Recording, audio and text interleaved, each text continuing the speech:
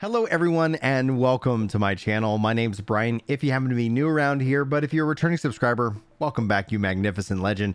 And that's what you get for subscribing, by the way, free compliments at the start of these videos. Now, this video is going to focus in on the recent developments around Ashes of Creation and my perspective as a software engineer about some of the red flags that I keep picking up from all the development. Now, that's not to say that I am anti-Ashes of Creation. In fact, I'm absolutely rooting for this game to knock it out of the park, but I do see that there are a couple different sides already forming around the internet, and it's kind of the Ashes acolyte, the faithful Ashes players who are in a way like absolutely full on in and will tell you all about Ashes. I'm sure they're going to be pissed off by this video. And then there's also the anti-Ashes crew who ultimately just don't think Ashes has what it takes to really succeed in today's market. I'm sure they're not going to like this video as well, because personally speaking, I think Ashes presents a massive potential for the MMORPG genre as a whole. But I do think it's going to have its hurdles, its struggles, and especially with all the various different recent development updates,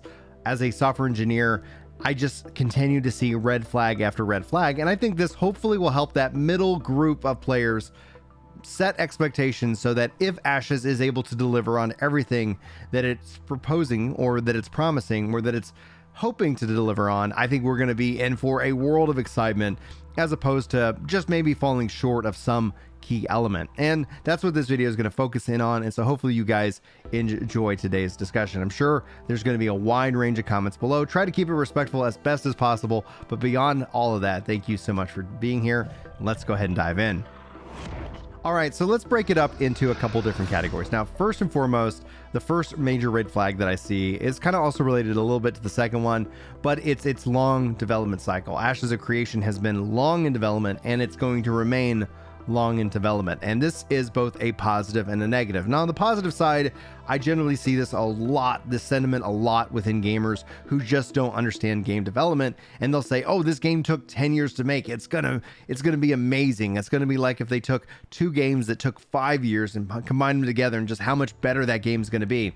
A long development cycle, while MMOs do require longer development cycles, but a long development cycle doesn't necessarily mean a higher quality game. It could in this case, and I really hope that it does, but why it might struggle within that longer development cycle tends to actually relate to the second red flag, and it's HR. It's human resources. Who are the people working to develop your game? Now, recently, Steven announced that they're hiring a lot of developers. They recently just did another round, and they're still looking for more and more talented people to come and work for their team to help him build this game, to make this dream MMO possible.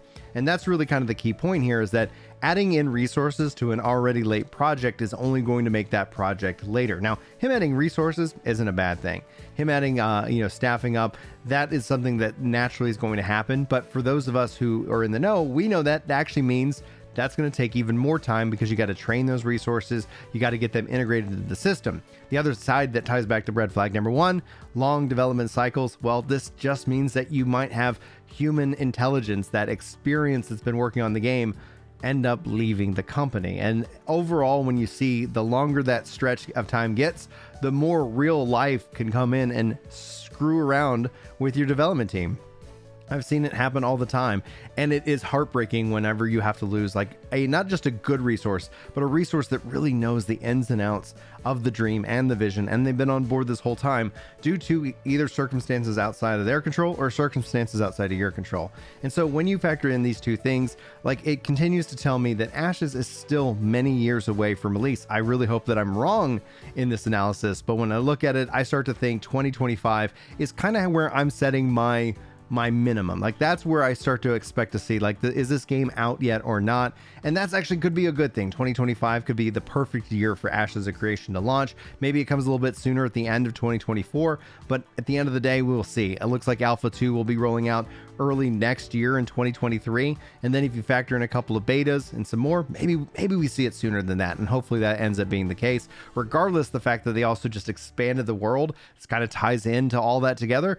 The scope creep that they're adding in, red flag number 3, should be considered. It should be something that is a struggle. Now, I would usually try to argue, especially within gaming, does the scope creep need to happen for launch, or is that something better suited for an expansion? And that in and of itself is always going to be at the discretion of the developers, and hopefully around the fun itself. But them expanding the map is exciting. The world is now 3 times as large.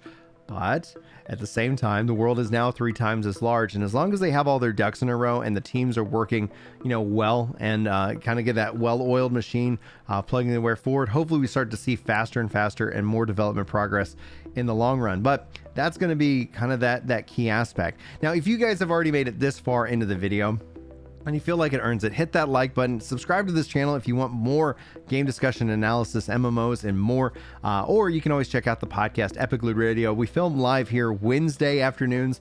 Sometimes the schedule changes, but you can also check it out on MP3. Links are all in the description below. We hope you check out the content, and thanks so much for being here. But now let's jump into kind of the majorest of all red flags that I see, and it actually has nothing to do with the developers. It really has more to do with the player base. And if you have been on any forum or you've been in any comment section around an AOC video, you know that the acolytes are there. They're evangelizing Ash as a creation, and that's all well and good. And honestly, I don't fault them for that. I hope this game is everything that they want it to be. I think that means for every MMO fan out there, we all win. But here's the thing. When I start hearing the next phrase, that's where I start to get really concerned. And it's, if Ashes fails, if Ashes isn't what I hope that it is, what will we do? What will we do as gamers? How will we structure ourselves? How will we? And that's where I see the birth, the seed, that kind of seed of corruption and darkness, of turning in somebody who is this avid, fan, this evangelist for their game, into the biggest and anti-evangelist, right? The biggest the biggest driving rooter against of the game itself. And I think that is in and of itself the biggest concern. I see this actually from content creators. I hear this a lot in their videos. I don't know what I'll do. If it's like, I won't, how will I process it? And they're already somewhat, I guess, seeding in the preparation and grieving phase that we all kind of go through, because MMOs, like when you look at the data, when you just take MMOs out of all the emotional impact that they have on our lives and the meaning that they ever had in one point of life or another, and you put it down on Excel, like how MMOs function and how they're received really come down to a key aspect. And this is kind of the last point that I want to make before we wrap up this video. A lot of people talk about launch. A lot of people bring up that the game has enough funding for launch, to launch the game. That concerns me greatly. That conversation, why is that conversation being had?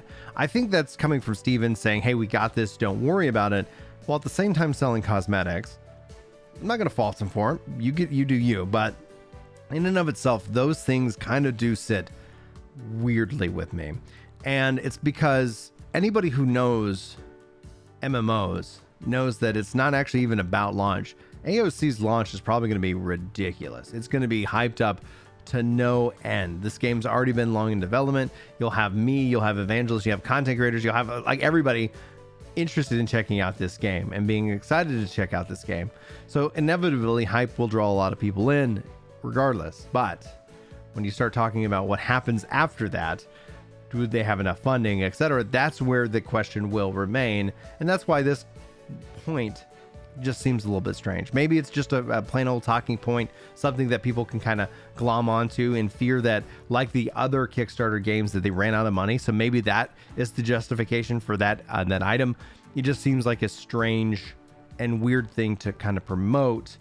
But again, this may be a whole different MMO. This could be a whole different set of rules. This could change the entire business model for how MMOs are handled and how they should launch going forward, and that would be a good thing. I'd love to see a new data point, a new exception to the rule. How does this all come together, and how it is received, as I slurred that received out. But at that point, those are my thoughts. I'd love to know your guys. Do you see any red flags? Are you excited about it? Like, does the PvP scene, does the open worlds, like all of this, is open for discussion. I personally feel like everything they have on paper sounds phenomenal. I'm very excited to see how that turns out in the long run. I've decided currently not to start my own Ashes focused channel like I do with some of the other games that I enjoy and play, but maybe we'll change that up in the future. Anyway, guys, that's gonna wrap it up. If you made it to this far in the end of the video, YouTube should have a couple of videos over here on your left hand side or your right hand side, depends on what angle you're looking at, for you to check out. Hopefully those are some good recommendations. Otherwise, you can always check the channel page here for even more MMO and get video game coverage. Thanks so much for being here. Like and sub if you haven't already, and that way you can get your free compliment in this video and or the next one as well. So until next time, guys, take care.